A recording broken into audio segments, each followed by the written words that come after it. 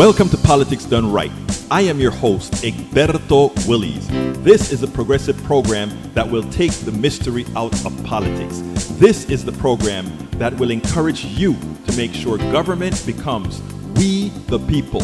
Whether you are liberal, progressive, conservative, or otherwise, you get to air your point of view. We are an independent media outlet that, unlike mainstream media beholden to corporations, we only owe allegiance to you. Remember, you can also send me a tweet at EGBERTOWILLIES. That is at Egberto Willies. Let us engage. It is Politics Done Right. Well, folks, welcome to one more edition of Politics Done Right. I'm Egberto Willies, your host. Thank you so kindly for being a part of the show.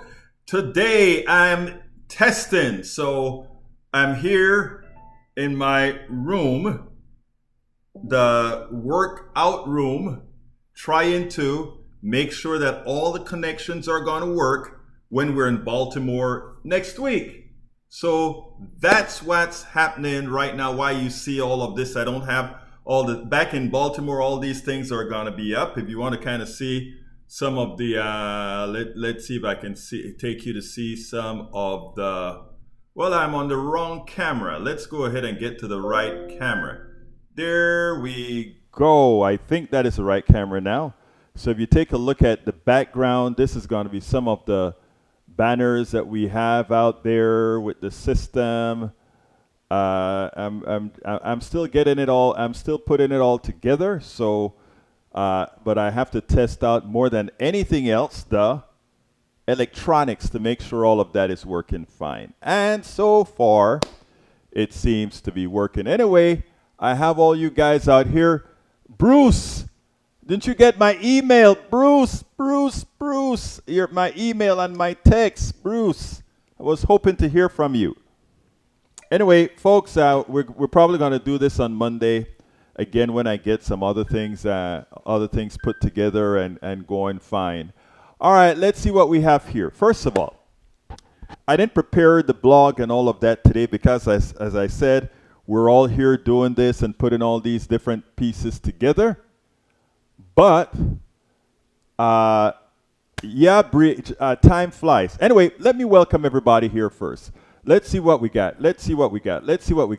Welcome aboard. We have Michael Rutnan from Brooklyn, New York. We have in the house also, I'm scrolling up, Yvette Avery Herod from Atlanta, Georgia. We have Melanie Keelan from Barcelona, Spain. Bridge MCP from Binghamton, New York. We have Lee Grant from Montgomery County. Paul Fleming from Powder Springs, I got it right, Powder Springs, Georgia. We also have, let's see if I can control this screen here better. Scroll down, Egberto, that's how it works. Increase the size a bit because you're blind. There we go. All right, we also have Bruce Pollard from Montgomery County, who I had expected to be sitting in this chair next to me today, but he stood me up. But what can I say? You know, he doesn't like me anymore. Anyway, we also have other cameras better than this one. Actually, I am still working on the different cameras, right? Because we're going to have several when we have the different people playing out there. E2247 is also in the house. Let's see if I can fix that a little bit, Radnan, a bit. I don't know. We'll see. We'll see how we get it here. Probably got to look more into the camera. They got two different screens here because they're laptops that I'm going to be using. Like now, whereas on the other thing, I had that huge screen and the other things to keep things separated. The real estate is a bit smaller here, so you kind of have to get used to it. Paul Fleming says, July 4th is all about saying no to a king who would put himself above the law. So November 5th. NEA's convention in Philadelphia is now, let's see, NEA is biggest U.S. professional employee union. Its staff is striking it for unfair labor practices, including overtime non-payment. NEA is biggest U.S. professional employee union. Its staff is striking it for unfair. The union has unfair labor practices. Is that nuts or what? That is did I understand that correctly? Let me know if I understood that correctly. That sounds crazy. All right, let's see what else we got here. Para ver. Paul Fleming says July 4th is saying no to the king. Lee Grant said, I saw a lot of American flags on the 4th of July. Captain, many of them were being burned by leftists. Oh, really? It's amazing. What about all those who flew it upside down? Isn't, you guys are selective, right? Right, Mr. Grant? You don't want to be selective. You want to be equal in the way you judge folks, right? At least that's what I normally try to do. Bridge MCP says, counter, yeah. Me blind too, Egberto. I hear you, girl. I'm trying to make these a little bit larger so I can read from afar because I'm going to have to do that in Baltimore next week. But anytime I play with this keyboard, it kind of screws up. All right. Let's see. Paul Fleming says the U.S. now has more manufacturing jobs than any time last 18 years since 2008. Job openings at any time from 2021. Melanie Keelan says link for Ask Egberto anything. Okay, just go to this link here. HTTP politics done. Let's see. politicsdoneright.com/ask Egberto. Tell me if that works. Tell me if that works. I think that's the link that we should do for Ask Egberto. Israeli Special Forces raiders in Jenin, West Bank, continue killing Palestinians with U.S. Congress and Biden backing of dollars of weapons. I mean, yeah, what can I say? That's what's happening. We also have your mom. Welcome to Politics Done Right. I didn't see any U.S. flags being burned. Don't be lying. I didn't see any flags being burned either.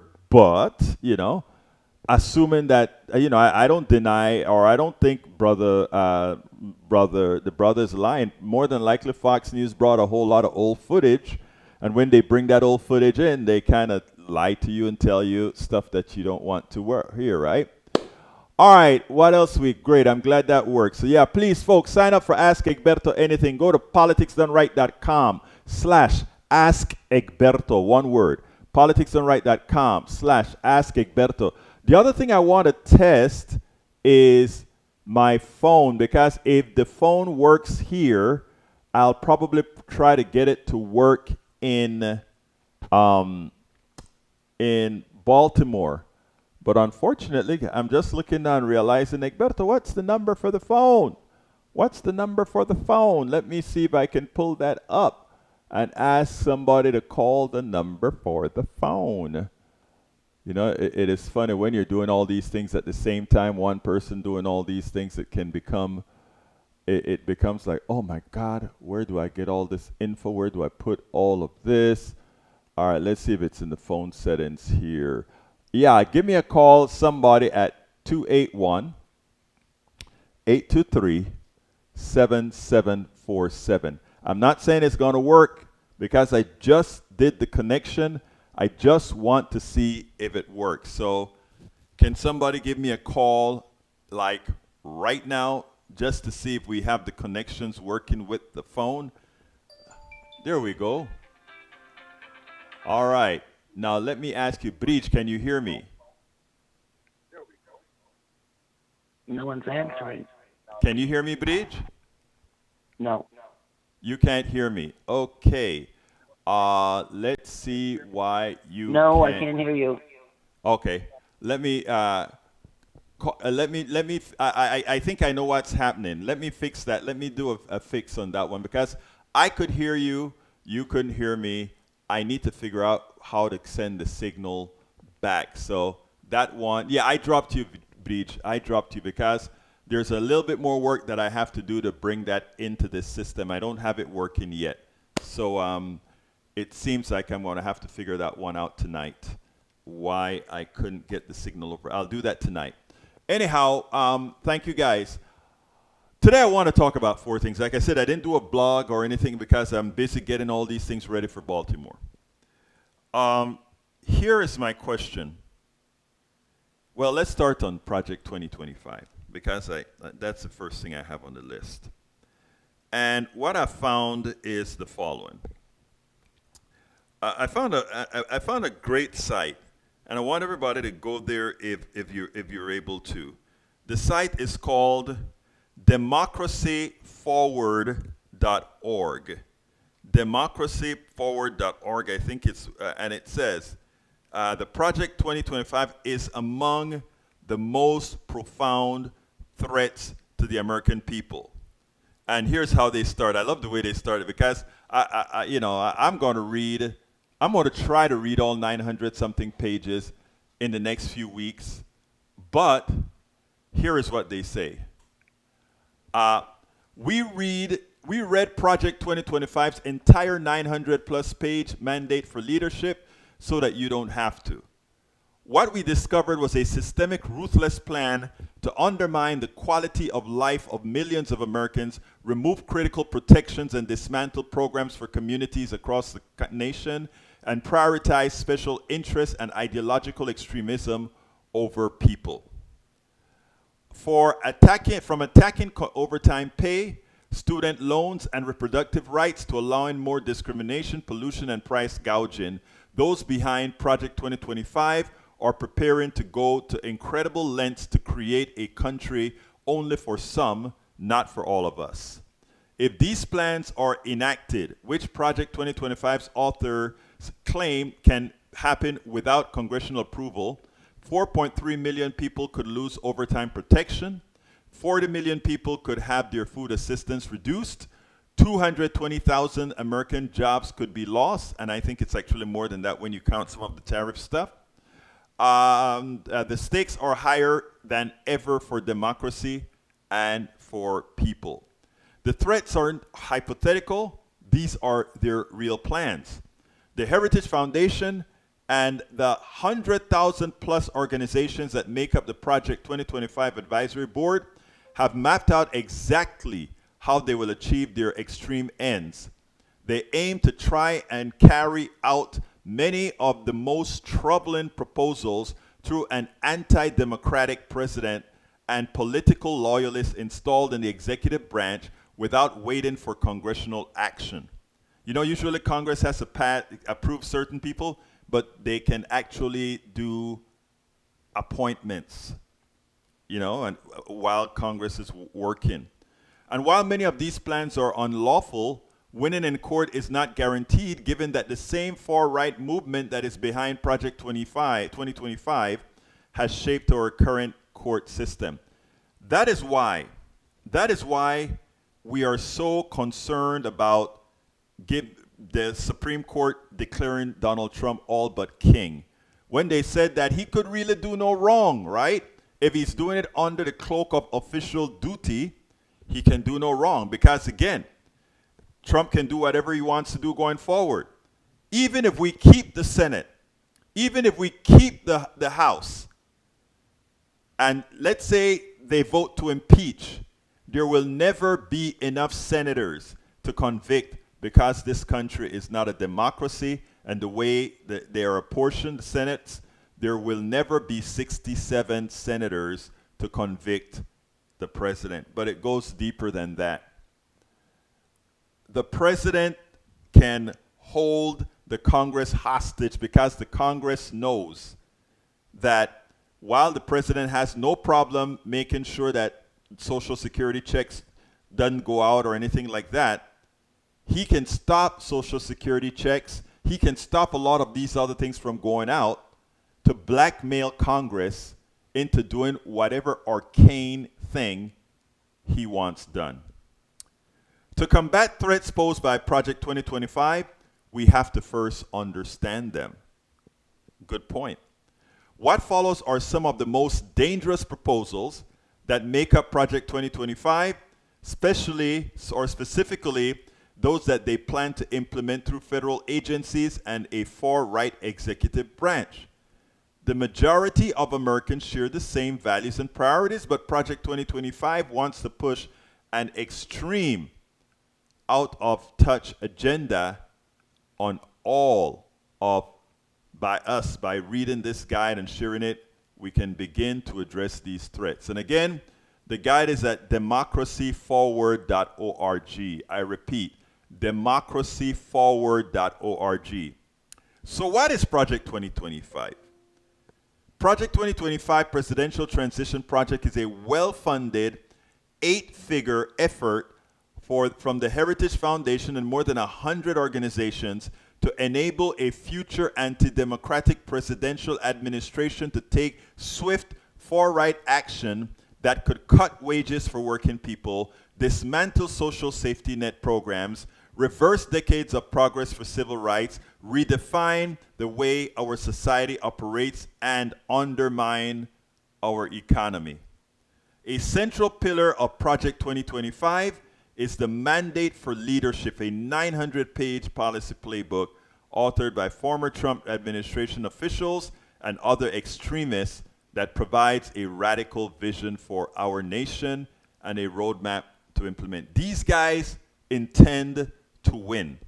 And that's why the second subject we're going to talk about is going to touch on Joe Biden. And while our phones aren't working for you to go ahead and point out or tell me, let's use the chat to do that. So what I'm going to do first is I'm going to give the highlights of the evils of Project 2025. And then I'm going to go into how do we solve it? What are the issues that we have to work with? So here are the proposal. Immediately, cut overtime protection for 4.3 million workers just through executive action, guys. Stop efforts to lower prescription drug prices. Again, big pharma. Why do you think the billionaires are investing in Donald Trump? Why do you think so? Stop efforts to lower prescription drugs. And for all of you in the chat right now that think you're voting for Donald Trump, you're a right winger, you're a MAGA guy. You are voting not only for the demise of others, you're voting for your own demise. When you vote for Donald Trump and when the Project 2025 come into existence, your grandmother, your grandfather, your friends, your families, they are as well are going to be hurt. They're the ones that are going to pay more for insulin. They're the ones that are going to keep paying the exorbitant prices for these drugs. So remember, when you are voting for Donald Trump and you're voting for 2025, Project 2025, and when you vote for Project 2025, you're voting to harm yourself. So you're not only sticking it to liberals and all of us, you're also sticking it to yourself. All right, what else does it want to do? Limit access to food assistance, which average of more than 40 million people in 21.6 million households who rely on those monthly food assistance. So let's talk a little bit about that. Who do you think is the largest recipient of food assistance? The people who vote for Donald Trump. Appalachia, 50% of the people in the whole Appalachian Trail are on government subsidies. Okay? They don't look like me, but they're on government subsidies. 50%. So when they go out there happy-go-lucky and they go vote for Donald Trump, you know who's going to have to try to save them? The Democrats in Congress are going to be fighting like hell not to get the food stamp programs cut because they know it affects us all. Not just liberals, not just you progressives, but it will also affect all those folks in Appalachia, but they don't know it. And they don't need to know it because after they get into power this time, they will make all those poor people vote very difficult to protect themselves. That's all they want to do. That is why we have Reverend Barber, and I'm going to get Reverend Barber on the program again. Reverend Barber is trying to unite all poor people from around the country. He's trying to unite Appalachia He's trying to unite the ghettos, the barrios, black, white, Asian, everybody, and say, let's not take our eye off the ball. Let's see what they are really doing to us. They're using whiteness to win. Think about this. They are using whiteness to win. But the people they're going to harm the most are their own white brothers and sisters. Bridge, I'm going to try to get that up if I can. Do me a favor again, though, Bridge. I need you to do me a favor. And when I say go, please put it into the chat again, because what I'm doing here is I'm firing up a new chat on another computer, because remember, because we have limited real estate, I have to do all this work with several computers. So put that graphic in the chat one more time, please. Put that graphic in the chat one more time. Let's see if I can get it on air for you.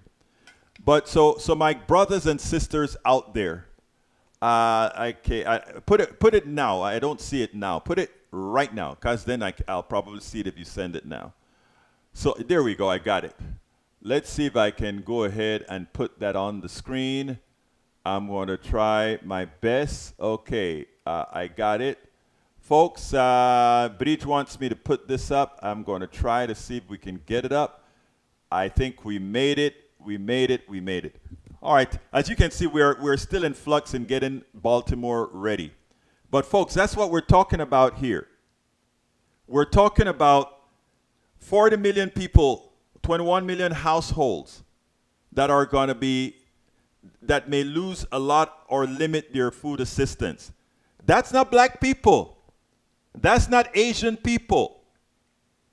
You know, so I mean, there is a backstop within the MAGA movement that has a racial component.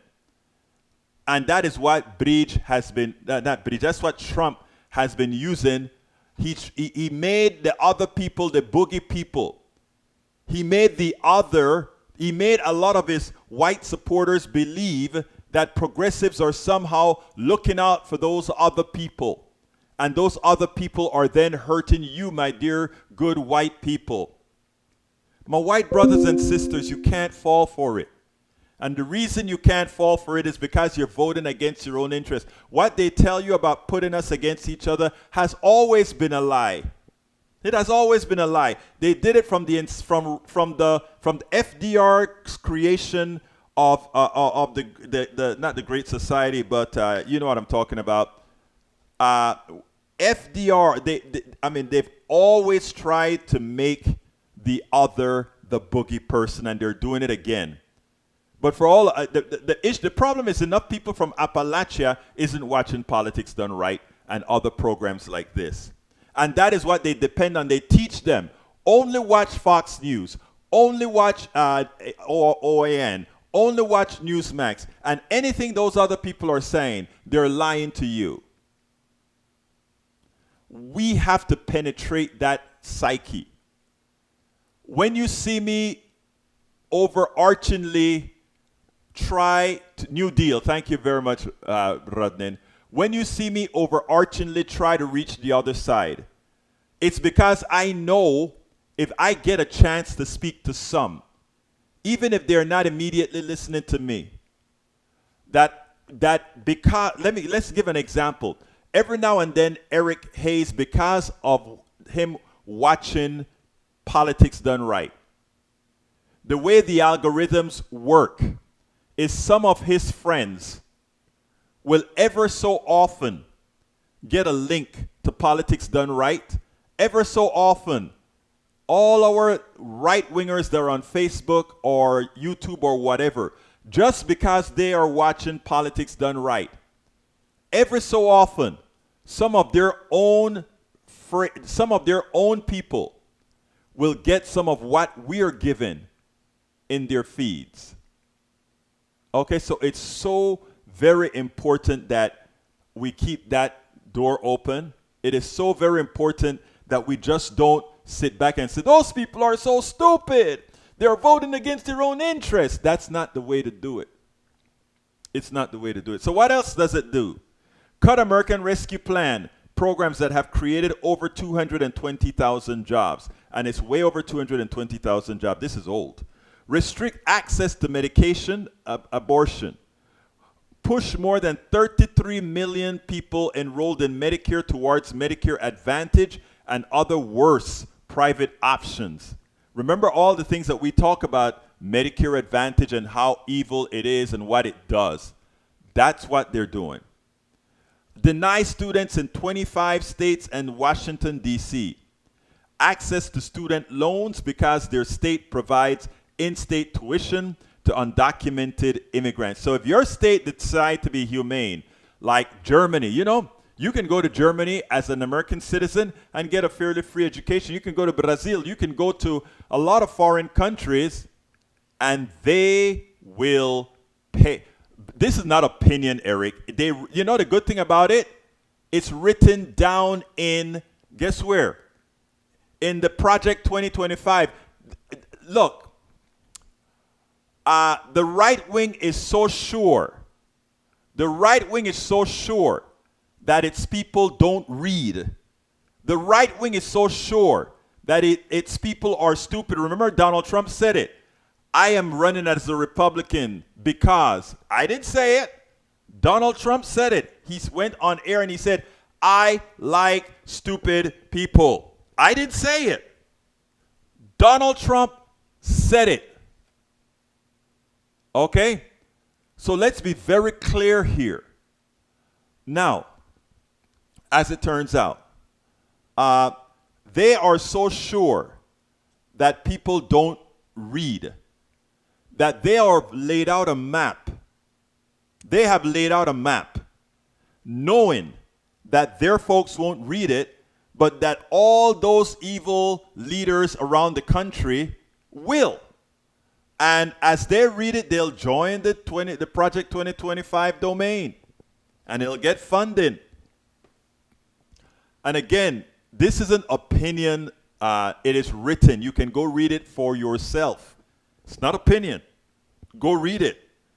Roll back civil rights protection across multiple fronts, including cutting diversity, equity, and inclusion related programs and LGBTQ rights in healthcare, education, and workplaces. So yes, there is a lot. And I don't say people should fear this. Americans shouldn't fear Project 2025. What Americans should do is ensure Project 2025 doesn't ever come to fruition.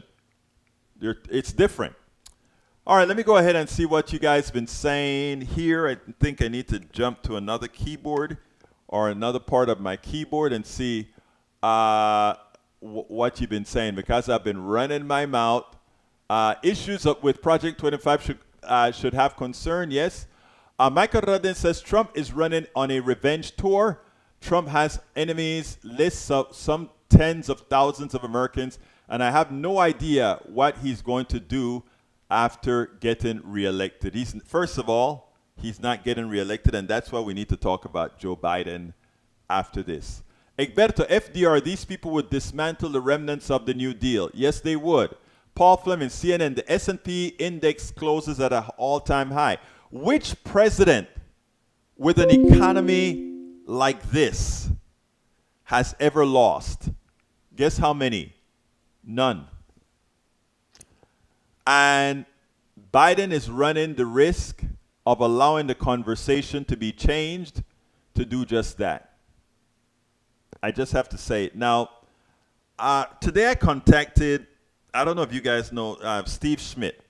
Steve Schmidt was a very Republican until Donald Trump came into the fold and he realized that Donald Trump was a clear and present danger to us all. He realized that.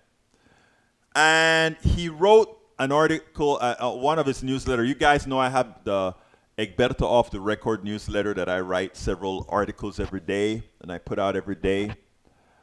Well, Steve Schmidt has one as well. His is called the Warning with Steve Schmidt. That's what he calls his. Mine is, of course, Egberto Off the Record. Now, here is what he had to say. He wrote an article today called the "There's No Way Out, No Way Out," and I'm going to read the first paragraph of what he had to say, and then I'll go to analogy that he made that I thought was so well said. But let me first read. Bridge MCP say, Egberto and all, please watch the documentary Bad Faith. It will tell you everything about Christian nationalist agenda going way back. Scary as heck.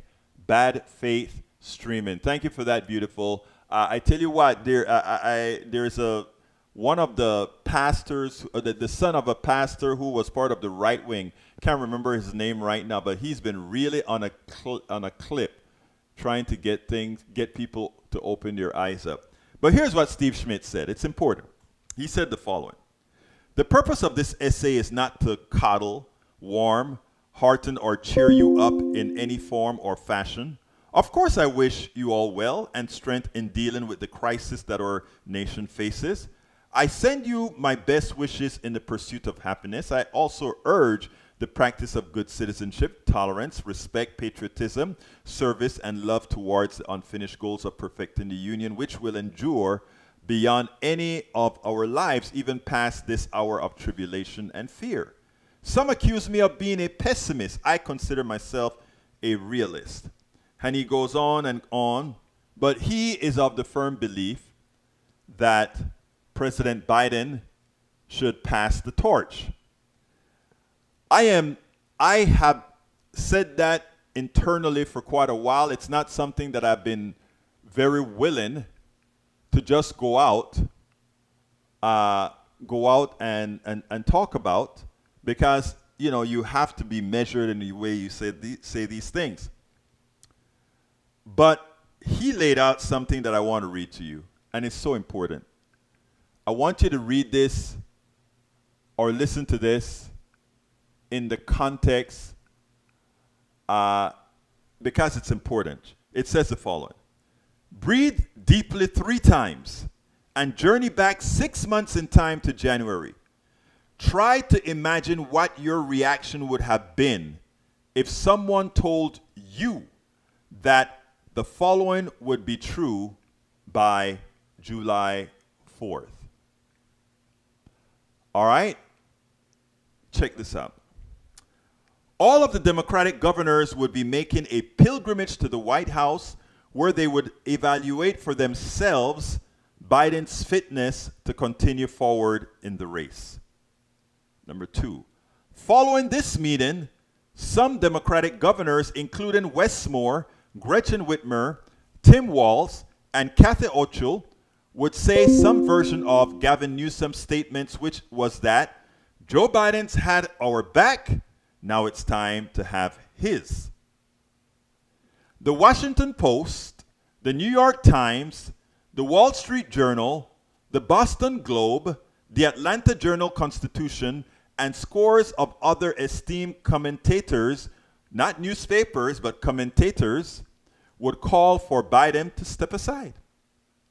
The president's aides, including Ron Klain and Anita Dunn, would be under public attack from the president's family, who reportedly blame them for the greatest self-induced political catastrophe in American history.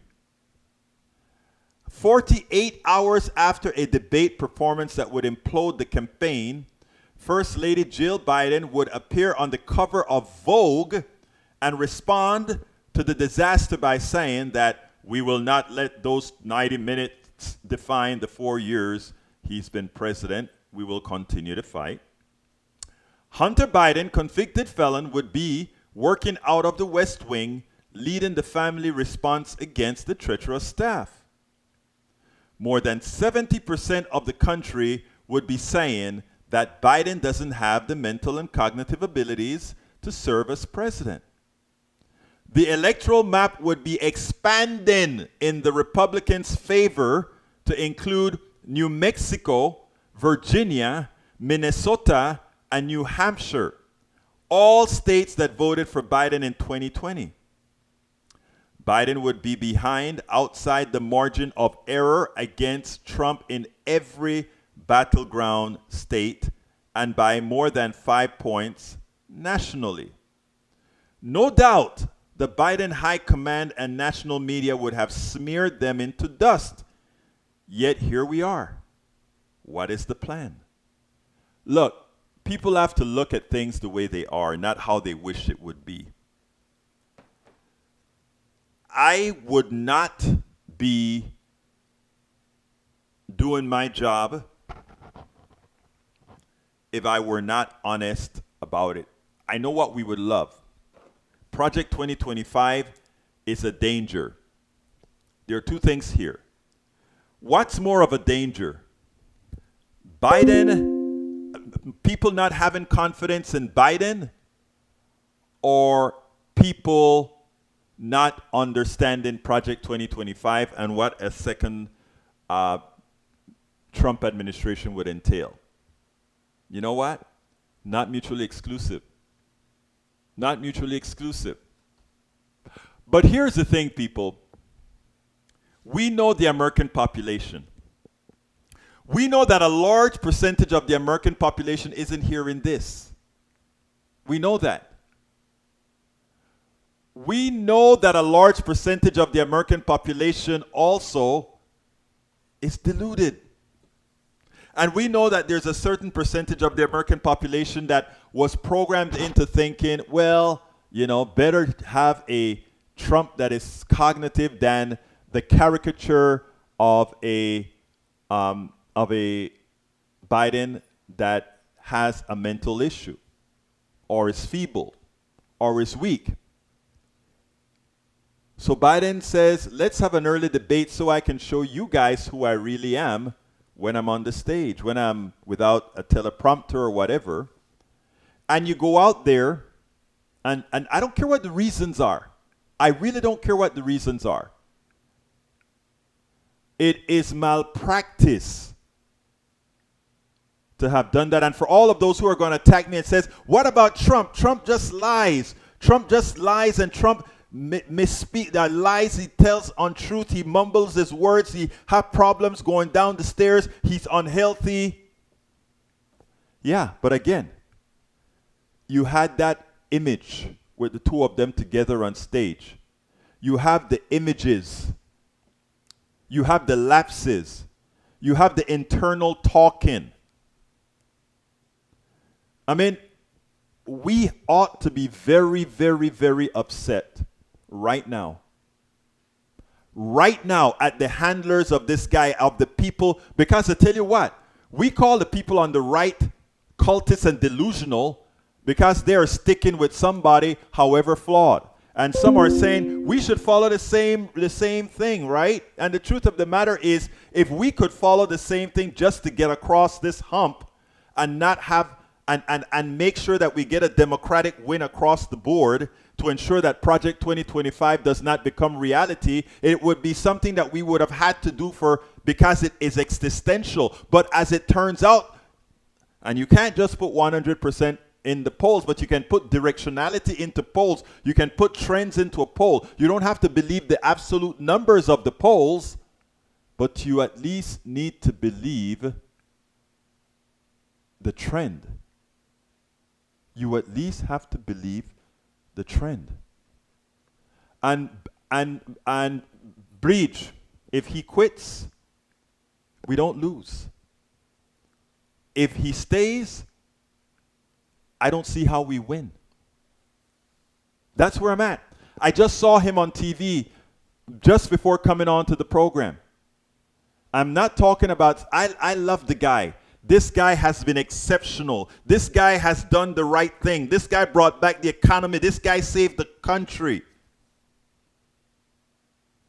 But nobody is indispensable. Ask Bush number one, who had a 90% ratio. Think about it. No, Breach. Again, the people that are pushing the narrative that we can't change now are the losers. The people that are pushing that narrative are the losers. Those are the people who have driven us into hell over and over again. Those are the people who are that we can't do this. They are the people who got us the Supreme Court that we have today. Michael Moore was trying to warn us in 2016, the same way we are trying to warn right now in 2024. And we were disregarded. Okay, we were disregarded. We explained the situation in 2016. Yes, Hillary Clinton won the popular vote, but in an undemocratic country, winning the popular vote is not enough. It is not enough. And Michael Moore came out with and this is the other one that I needed to read. Biden's campaign staff screwed us all for horrible prep. They should all be fired. And it's not. But you know what? Here's the problem, Ray. It's not just prep. I'm going to tell you. I'm going to read another piece here. Michael Moore sent out a piece, and I could have written the Michael Moore piece, but having it come from somebody else felt more rewarding. Let me see if I can get to the Michael Moore piece, because he wrote an article and that is so very important for everybody to read. And I think I'm going to write a blog that look at both Steve Schmidt and Michael Moore's article, because Michael Moore said it best. Let's see. Come on. Let me get to that.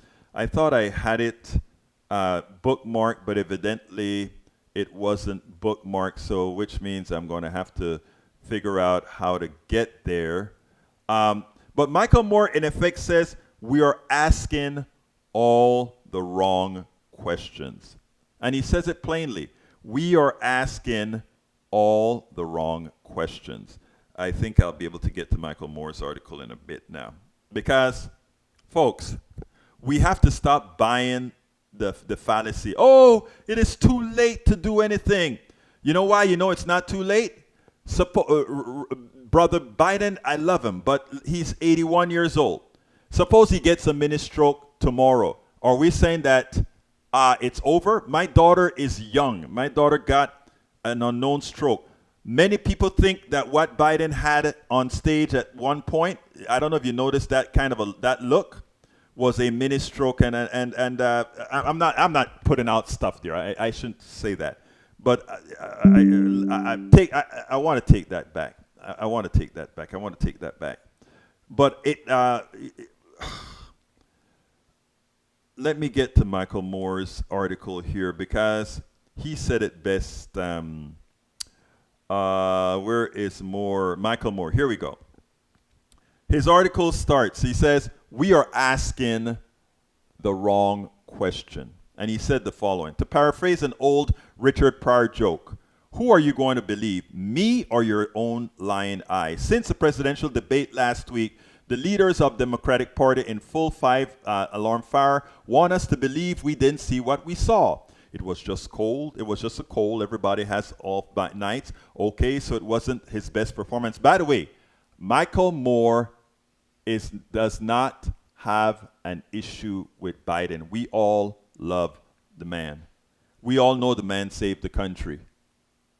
Please, don't let what we're saying make you believe that somehow this is against Biden. It isn't. It's just that reality is we age. What else have people been saying? Okay, it wasn't his best performance. All presidents have a bad debate, and yada, yada, yada, yada, yada. These answers are all malarkey. That's probably because we are asking the wrong questions when we ask, what are we going to do about Joe? Maybe we should be asking, what are we going to do about ourselves? And what can we do to get him some help? Perhaps we should start with a definition of terms. Why do people keep calling it a debate? It isn't that kind, like to say. After all, if it was a war, don't there have to be things like armies? Was it really a debate? No, it was not a debate. But I want to get to the part of the article that's important. We saw and we heard all of that, no matter what the party hacks keep telling you. It was heartbreaking. It was truly, without equivocation, unlike anything any of us had ever seen. No matter where you stood on the Joe Biden scale, from the Joe, the working class hero, to Joe, the banker of Palestine ethnic cleansing, one thing was certain: this was not a cold. This was a human being in utter collapse, not just political collapse or performance collapse, but rather a full frontal lobe meltdown where at any moment you had to wonder, was it possible that the sweet and fragile existence we call life was about to short circuit or worse, lose power? And that no amount of shouting stat or cutting quickly to a commercial break was going to restore the president come patient to full capacity in order to save this even more fragile democracy.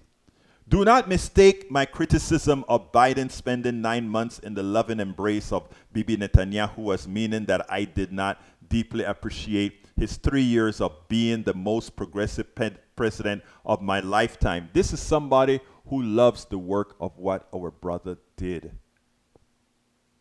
This is not an attack. This is a reality check.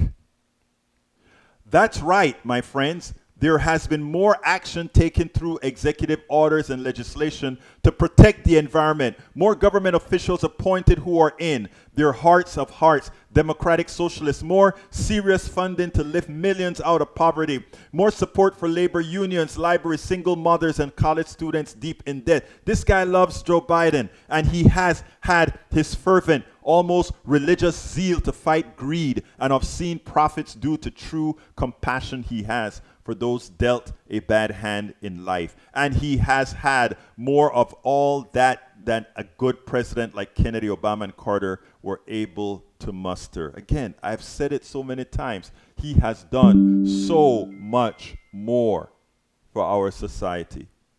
He will have another mini strokes in the next few months. He's probably had 1 or 2 already. And then sadly, the decline will not be reversed. Best to make a plan now and not wait until October. This is not about whether he is fit to serve another 4 years. This is about whether he should serve another 4 days in the toughest job in the world. That's the question we should be asking.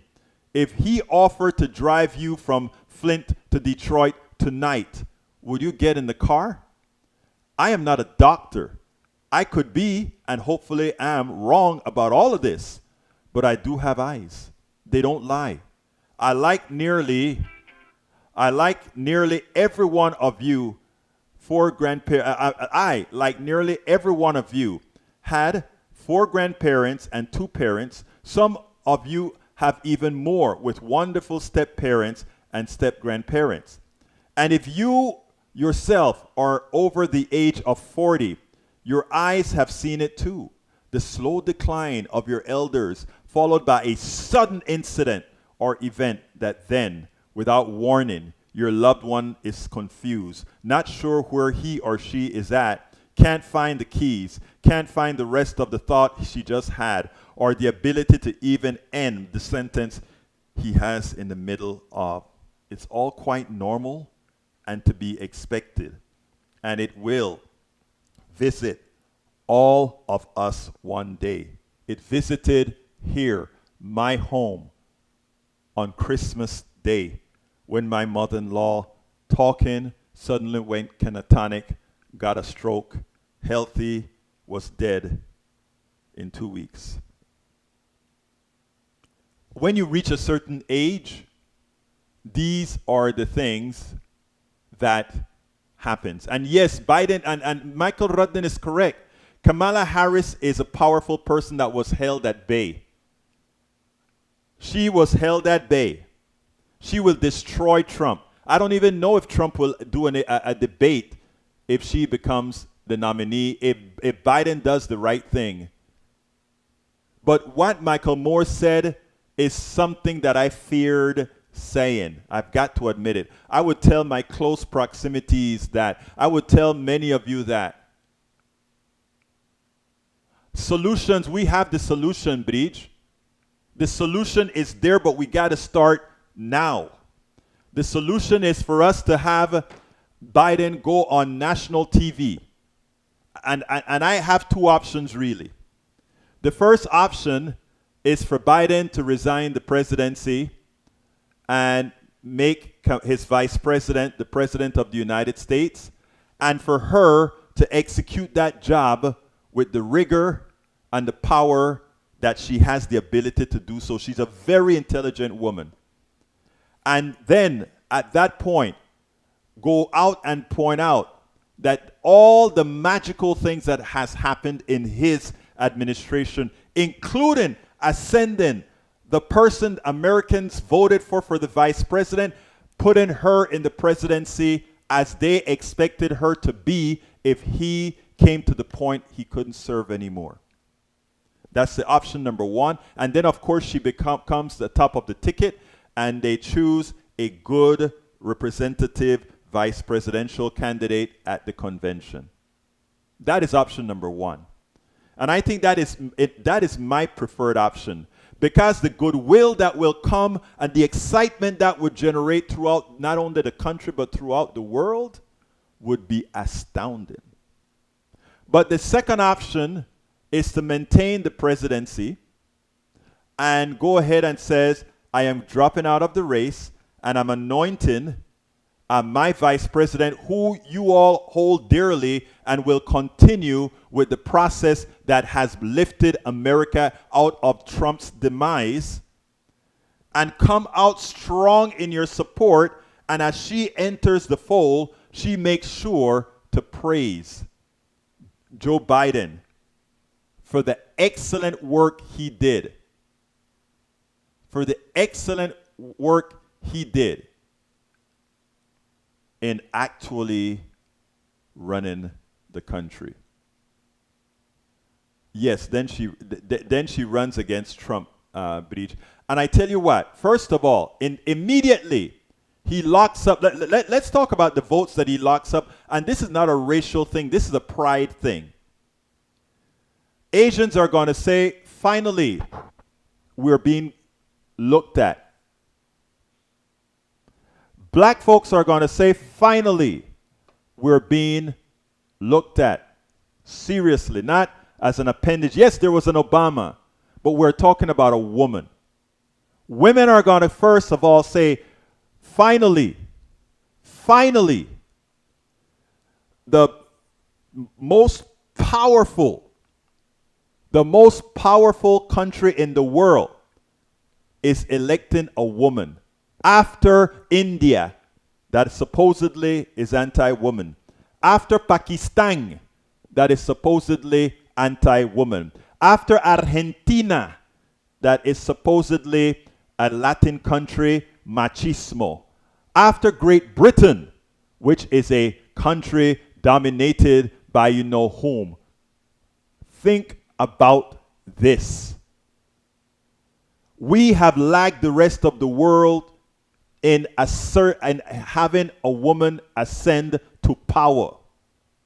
And more than ever now, we need less testosterone and a little bit more estrogen in our international politics.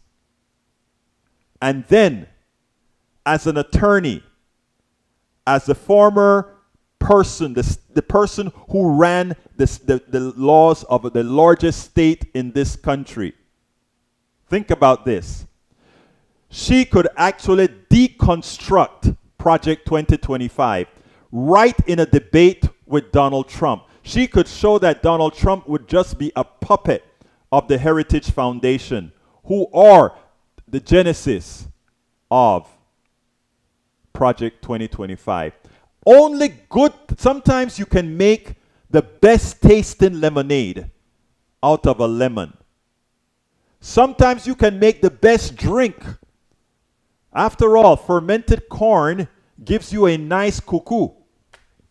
After all, fermented plantain gives you a good fufu. We have to stop being scared. Bridge MCP says something. She says, what do we do? She says, stop talking about it and give the solution. The solution is staring us in the eyes. If somebody would take away, or somebody would stop saying, stop thinking about the individual and start thinking about the collective. Stop thinking about yours truly and start thinking about those who matter, the rest of the world. And when we finally put on our big boys and big women clothes, then we can start talking about defeating those evil criminals, authors of Project 2025. So look, the solution is there. It is there for all to see. But if we stay here being fearful, then forget it. I am so happy that Michael Moore expressed a lot that I'm scared of nothing, right? But I didn't want to put that an article like Michael Moore put out quite yet. I nibbled around everything Michael Moore said. In fact, if you looked at my blog right after the debate, I put everything Michael Moore said in one paragraph. We all age. We age differently. Compare Fauci and Bernie Sanders with Biden. Bernie Sanders and Fauci are both older octogenarians than Biden is. Yet look at how they act, react, whatever. We age differently. It's not our fault. We age differently. That doesn't take away from what the brother has done over over his lifetime. That doesn't take away from any of what he has done.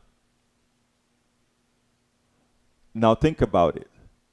It hasn't taken away anything. Look, because of my setup here, I didn't really, and because I'm so trying to get used to how I'm getting all this stuff set up, I didn't answer all the folks on your chat as I should. Forgive that. I'll go ahead and read out the chat and check it out. Colleen Pacifica says, Aloha, my brother. It's been a while since I tuned into your channel. My smart 18-year-old granddaughter informed me about this Project 2025. It's the young people that's going to take over. Bruce Pollard says, one issue will be that Harris was assigned to fix the border and didn't. The only reason she didn't do anything with the border is she couldn't. They had her locked. Her hands were locked. They didn't want her to do anything that drew attention to her. That was their doing. That was their doing. They wanted to neuter his staff. Wanted to neuter the vice president. Don't forget, they never forgot that she confronted Biden at a debate and told him an unfortunate truth. That his policies when he was a younger senator was responsible for her school not being, I don't remember, integrated or a bus or something of that sort. Biden has a past. He's atoned. Trump has never atoned. Biden has atoned.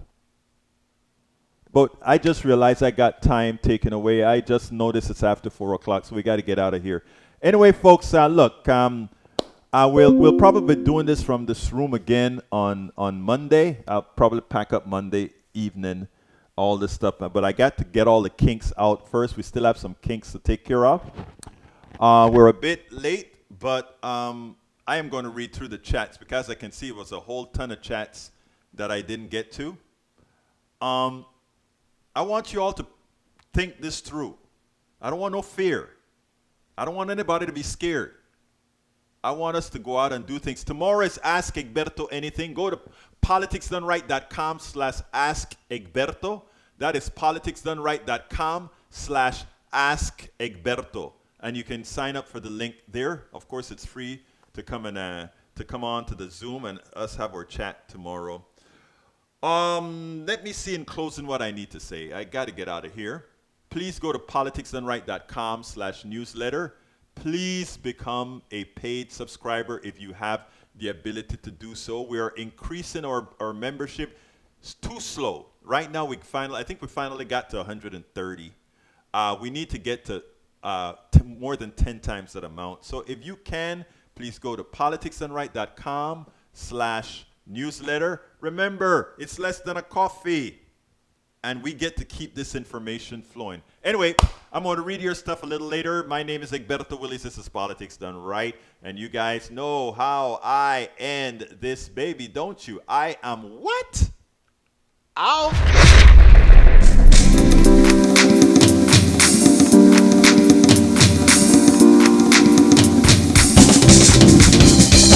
Welcome to Politics Done Right. I am your host, Egberto Willies. This is a progressive program that will take the mystery out of politics. This is the program that will encourage you to make sure government becomes we the people. Whether you are liberal, progressive, conservative, or otherwise, you get to air your point of view. We are an independent media outlet that, unlike mainstream media beholden to corporations, we only owe allegiance to you. Remember, you can also send me a tweet at EGBERTOWILLIES. That is at Egberto Willies. Let us engage. It is politics done right.